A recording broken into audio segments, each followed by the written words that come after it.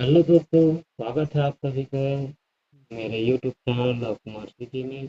आज हम फिर लेकर आए हैं एक नए टॉपिक जूलॉजी से पोस्ट फर्टिलाइजेशन इवेंट। जानेंगे कि पोस्ट फर्टिलाइजेशन इवेंट क्या होती है, उसकी प्रोसेस कैसे होती है। तो चलिए देर न करते हुए स्टार्ट करते हैं। सबसे पहले देखते हैं सिनॉप्सिस। सिनॉप्सिस में है introduction, definition, process of post fertilization event, conclusion और रिसर्च। पहला देखते हैं इंट्रोडक्शन।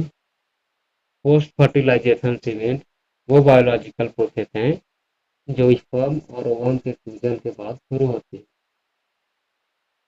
फर्टिलाइजेशन के बाद एक नया लाइफ शुरू होता है। इस इवेंट में जाइगोट बनने के बाद उसे एक कंप्लीट ऑर्गेनिज्म में बदलने की कई सीक्वेंटियल प्रोसेस होती है, जैसे जाइगोट फॉर्मेशन, क्लीवेज, एम्ब्रियो का विकास और लास्ट में बच्चे का निर्माण। पोस्ट फर्टिलाइजेशन इवेंट यानी कि निषेचन के बाद होने वाली जो घटनाएं होती हैं, स्पर्म और ओवम के फ्यूजन यानी मिलने के बाद शुरू होती है। जब स्पर्म और ओवम फ्यूज होता है, आपस में मिलता है, तो जाइगोट बनता है।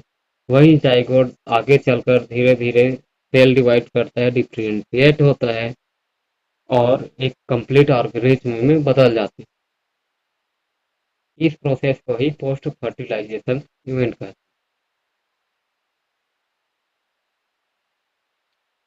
यह प्रोसेस जो है हाईली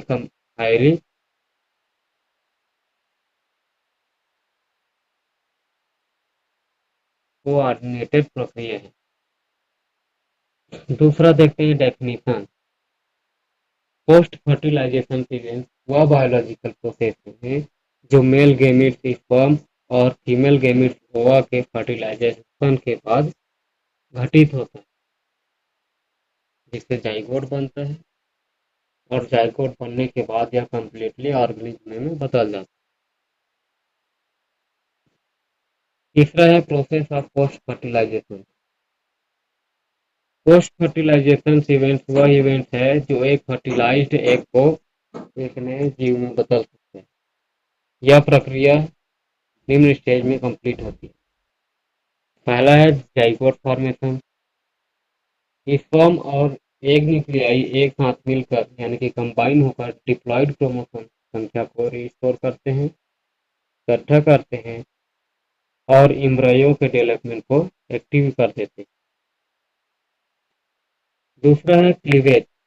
फर्टिलाइजेशन के बाद मिटोसिस डिवीजन यानी कि अर्धसूत्री विभाजन तेजी से होता है।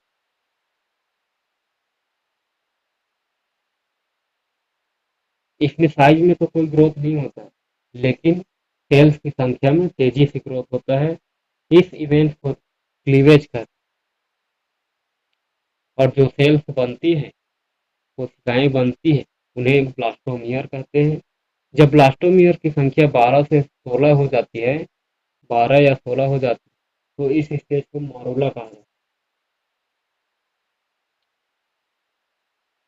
अगला देखते हैं फॉर्मेशन ऑफ ब्लास्टुला। मारूला स्टेज के बाद ब्लास्टुला का फॉर्मेशन होता है, जिसके बाद ब्लास्टुला डिवाइड होने लगता है, साथ ही साथ अरेंज होने लगते हैं, जिसके बीच में एक कैविटी फॉर्मेशन होता है। एक कैविटी का निर्माण होता है, जिसे ब्लास्टोसील कहते हैं।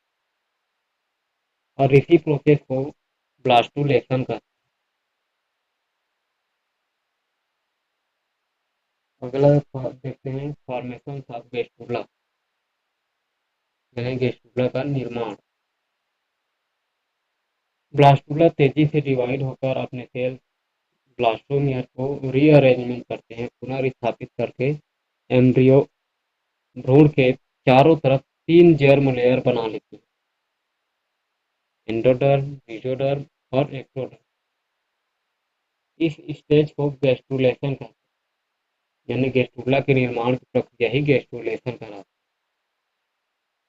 और इसी प्रोसेस के दौरान ब्लास्टोसिल कैविटी समाप्त हो जाती है और अन्य कैविटी आर्केन्टेरॉन बन जाती है।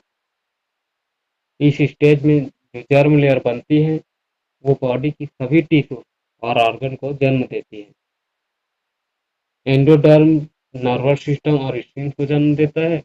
मेसोडर्म मसल्स, बोन्स, स्केलेटन और सर्कुलेटरी सिस्टम जैसे हार्ट को जन्म देता है। वहीं एंडोडर्म जो है डाइजेस्टिव सिस्टम, हमारे पाचन तंत्र को और रेस्पिरेटरी ट्रैक्ट यानी श्वास नली तंत्र को जन्म देता है। अगला देखते हैं ऑर्गेनोजेनेसिस। ऑर्गन के निर्माण की प्रक्रिया ही ऑर्गेनोजेनेसिस। इस स्टेज में जर्म लेयर एक स्पेसिफिक ऑर्गन्स और सिस्टम जैसे कि नर्वस सिस्टम, हार्ट और डाइजेस्टिव ट्रैक्ट में डिफरेंशिएट हो, यानी कि ऑर्गेनोजेनेसिस वह प्रक्रिया है जिसमें ऑर्गन्स का निर्माण होती है, ऑर्गन्स बनती है, जो जर्म लेयर बनती है। एंडोडर्म, मेसोडर्म और एक्टोडर्म, इन सभी से जो है अलग अलग प्रकार की सिस्टम तैयार होती है, ऑर्गन्स तैयार होती है। अगला है इम्प्लांटेशन या फर्दर डेवलपमेंट।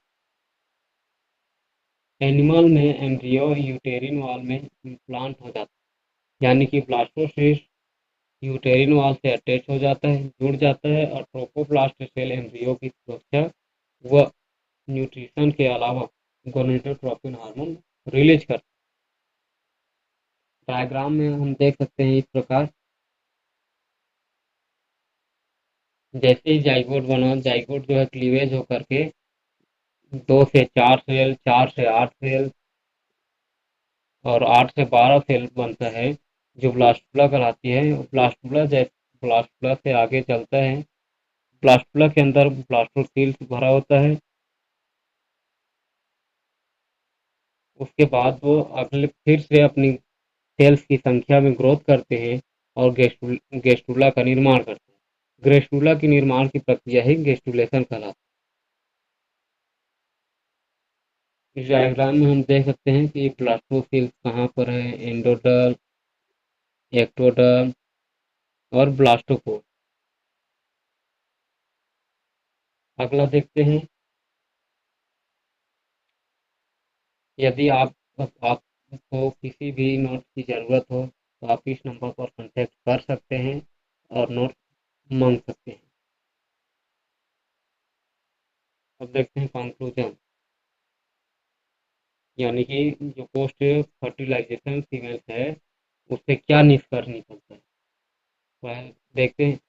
पोस्ट फर्टिलाइजेशन एक एक कम्प्लेक्स कोऑर्डिनेटेड सीक्वेंस है जो इनिशियल जाइगोट डिवीजन से लेकर फुल्ली डेवलप्ड स्वतंत्र ऑर्गेनिज्म के जन्म तक चलती है।